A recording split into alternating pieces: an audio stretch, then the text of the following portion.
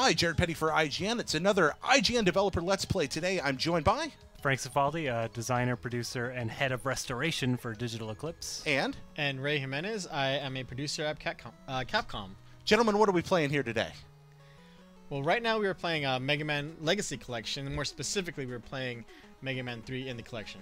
And we're going to talk about some of the technical issues that come into taking these games, which have their origins from the mid-1980s to the early 1990s, Right. and converting them to a form that's going to be historically accurate, playable on modern systems, and some of the really unique technical stuff that you've done to make this a fun experience. So let's... I'm going to start with my favorite. All right. Show it off, Frank. All right. So let's turn on that TV mode. Okay.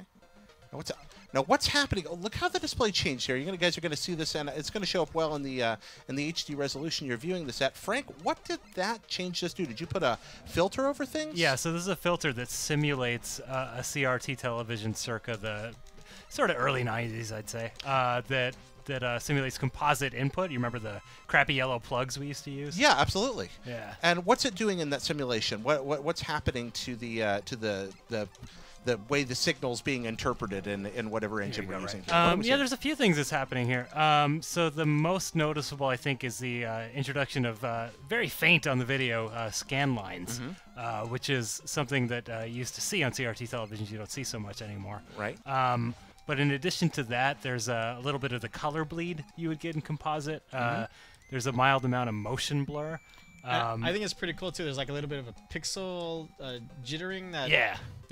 Do we occasionally get a roll, an antenna roll through here, or like a ghosting of a news broadcast in the background or something? Exactly. Yeah, it's part of the authentic video game experience if you were there for it. So we have this filtering going on now. Frank, you and I were talking just before we started this interview about something unique regarding resolution that you guys did in the engine for this game. Can you tell me a little bit about how that works? So typically when you see a screenshot of these games online, with very perfect, crisp pixel art, right? Typically taken from an emulator or something.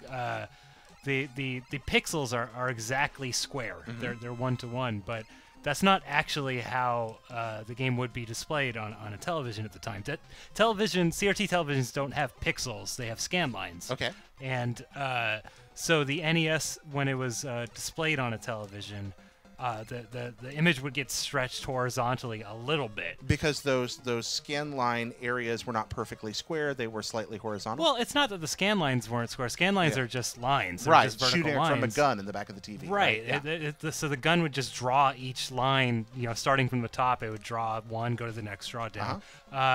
But the NES itself, the resolution it spit out, wasn't exactly a 4:3 image. Okay. It was a little bit squashed.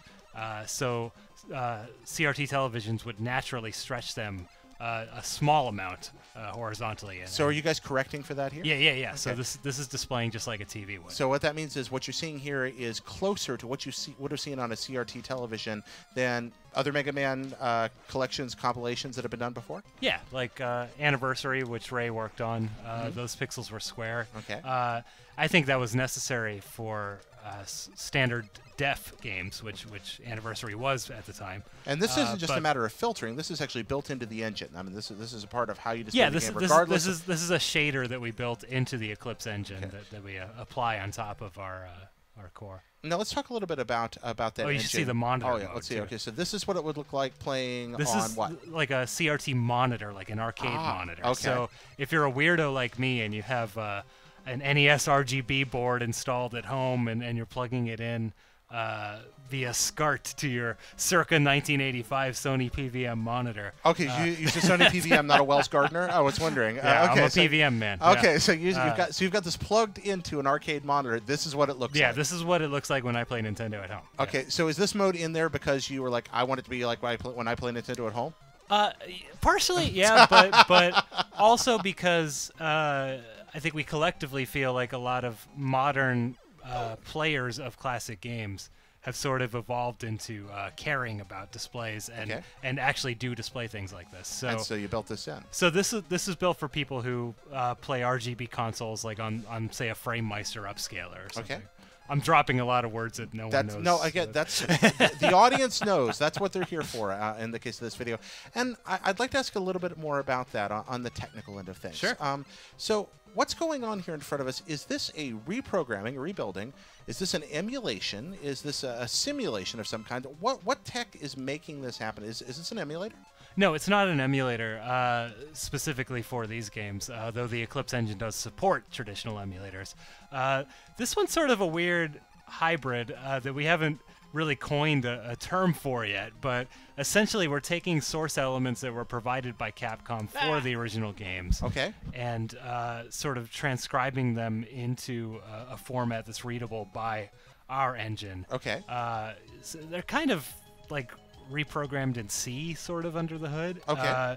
But the idea being that we're going for extreme accuracy without going the traditional emulator route. Fascinating. I'd really like to learn more about that eventually, but that is really, really cool. Do you know anybody else that's done this in a product? Have you guys used this in previous Oh, we haven't projects? used this before. Okay. This was developed just for this, yeah. Does it have theoretical applications for other classic games? Yeah, absolutely. Oh, yeah. really? So yeah. you could potentially plug something else Yeah, into this and do another collection? Yeah, the way the Eclipse engine works is we create different system modules Okay. and port the games over to it. So really yeah. cool. Yeah, and that was really how the project kicked off. They had this tech that they've been developing. They kind of had a proto version of it when I had worked with them way back in the day on other projects.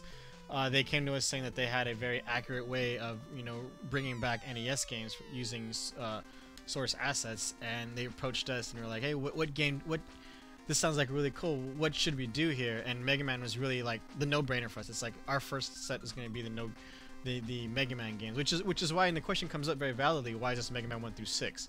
Mega Man 1 through 6 because the tech that we're working with Digital Eclipse focuses squarely on the old NES console. Okay, that makes sense. So, of all the technical feats and trickery, Ray, that you've seen in this, you said you guys were drawn to this engine for the reasons that what it was able to pull off. What's your favorite technical feature of the Legacy Collection?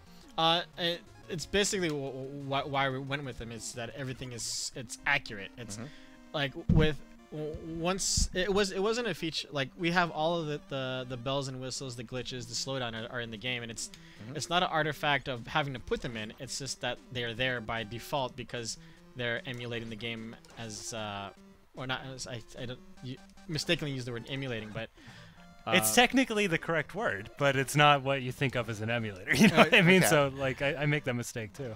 Okay, so but it's rendering the game in a way that's most accurate. So if we get enough things on a single scan line, we're going to get flicker, things like that, or yeah. Okay. So we did actually.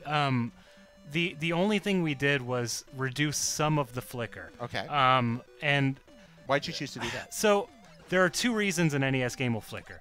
One of them is because you've hit a limitation of the number of sprites that can be moving on a scan line. Right. And that's a hardware level limitation. So when the hardware sees too many sprites, it'll start drawing one per frame and bouncing back and forth, right? But then there's another kind of flicker that is programmed into the games to reduce slowdown. Ah, okay. So anything that was programmed into the games, we left in. Okay. Because we can't make the call as to why that was done. Yeah. Right? Like that might have been by design, so we just left it alone. And also because we feel like it's important to present the games, the way they were at the time. Right.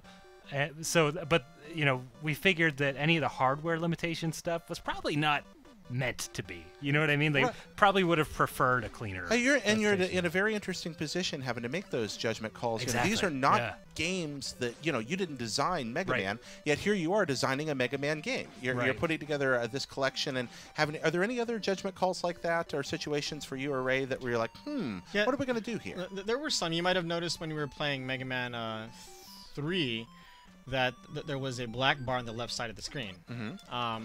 And that's actually very interesting of like why that's there. Some folks, and you don't generally notice it unless you play with the border, that there's a black bar on the side of the screen, but the question came up was like, oh, what is that? Don't you need to fix that by moving the border? And it's like, no, that's actually how the game displayed in the original game. Maybe because of overscan reasons, I'm sure Frank would know more exactly why that happened, but that was there in the original game, and the idea was like, do we take that out or do we adjust the frame so it's not noticeable? And it's like, no. let's keep it the way it is because that's the way it is. Yeah. Okay, so that was Yeah, if you turn on a Nintendo, like that border space is black. it's going to be there, Yeah. right? Okay, you just can't see it. That makes sense. Well, you can see it. yeah, on if the you've got, Nintendo. okay, you can Like, see you- it. you can can notice it see if you it, just wow, really we cool. we did crop off what you call overscan on the original TVs because the image that the Nintendo would put out was larger than anyone would actually see Mm-hmm. on a TV, and all video games did that because of what we call overscan. Okay. And overscan tended to be sort of covered up by, like, I don't know, the bezel on your television. Right, that makes sense. Yeah. So we covered that up because that part was never meant to be seen. So right, it was hidden, even literally hidden behind a piece of Right, plastic right. Or wood. Yeah. and in a lot of situations, like if you watched say the Summer Games Done Quick stuff, a lot of their streams were showing overscan, and you would see some of the garbage that was on those areas Going 'cause we on, weren't meant going to on see over it. the edge of Yeah. things. Yeah. That's So we made sure to cut that out. So it was, again, we focused entirely on what was the presentation like in that time. what did you experience if you were sitting in front of a television then Yeah. playing it? Yeah, Okay, and that makes I learned from Frank just a few days ago when I was asking about that particular thing. Is like, I guess the general consensus between people that are really into the NES displays is that 226 is the agreed upon like viewing area. Yeah. So the NES was spitting out 240 lines as 240p. That was Yeah. the resolution. But 226 is about where we all agree. what you actually see. like is the when- average across. There, So- like no CRT is the same. You know Yeah, what I mean? right. So like you might see one or two lines less. Yeah. In some displays. Which may be but- hard for some of our listeners that weren't around for it to Like, get their what's a heads s- around the what's fact a that you CRT? could is that what's a CRT? They function very differently than the pixel-oriented displays we see Yeah. today. Did you have a sense of responsibility? I mean, walking around, you're kind of a custodian of a great legacy here. Yeah. Did any of these decisions keep you up at night? Oh god, yeah. I think both of us were kept up at night with some of these decisions. Yeah. But I think ultimately just the core philosophy that we sort of, well done, Ray.